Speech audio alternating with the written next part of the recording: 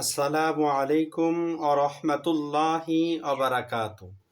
সম্মানিত দর্শক ভাই বোনেরা, কাছে এবং দূরে থেকে যারা আমার এই অনুষ্ঠান দেখতেছেন সকলকেই জানাই আন্তরিক মোবারকবাদ। আজকে আমি মুফতি মোহাম্মদ জহিরুল ইসলাম আলোচনা করব স্বপ্নে শস্যদানা গম এগুলো বপন করতে দেখলে এর কি ব্যাখ্যা হবে।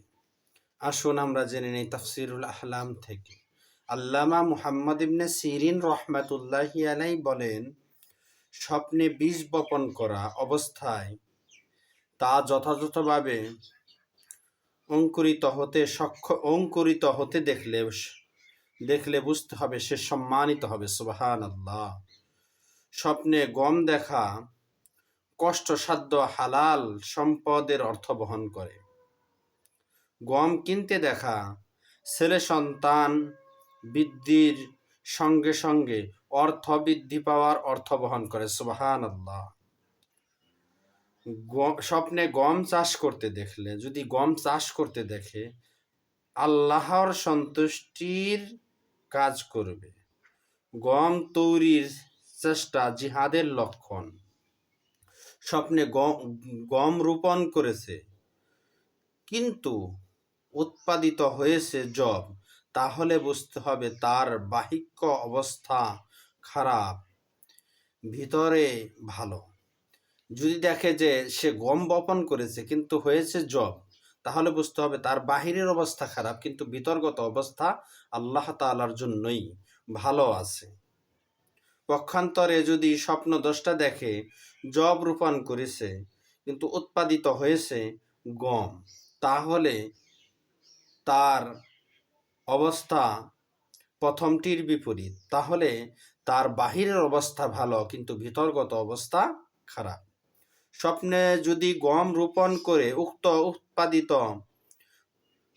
রক্ত উৎপাদিত হতে দেখে, যদি গম রোপণ করেছে এমন সময় দেখে রক্ত উৎপাদন হচ্ছে, তাহলে বুঝতে হবে সে সুদ খাবে। নাউজুবিল্লাহ। সবুজ শ্যামল শীষ দেখা দুর্ভিক্ষের পর উর্বরতা আসার আলামত। যদি শুকনো শীষ দেখে যা তার কাণ্ডের উপর পড়ে আছে, এটা দুর্ভিক্ষের লক্ষণ। যেমন হযরত ইউসুফ আলাইহিস সালামের ঘটনা থেকে জানা যায়, তিনি এই স্বপ্নের ব্যাখ্যা আজিজে মিশরের যে স্বপ্ন দেখেছিলেন সেখান থেকে ব্যাখ্যা।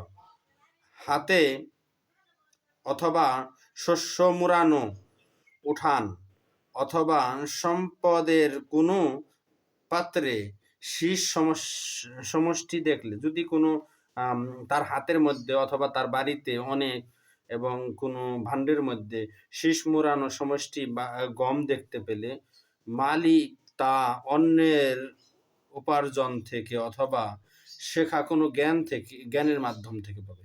তাহলে বুঝতে হবে সে সম্পদ পাবে কিন্তু তাকে শেখানো হয়েছে এমন কোনো জ্ঞান থেকে সে উপার্জন করবে। আল্লাহ তাআলা আমাদেরকে সঠিক স্বপ্নের ব্যাখ্যা বোঝার তৌফিক দান করুক, আমিন। সবাইকে অনুরোধ করব আমাদের চ্যানেলটি অনুগ্রহ করে সাবস্ক্রাইব করুন, সাথে থাকা বেল আইকন বাজিয়ে দিন এবং শেয়ার কমেন্টস করে লাইক করে আমাদের পাশে থাকুন।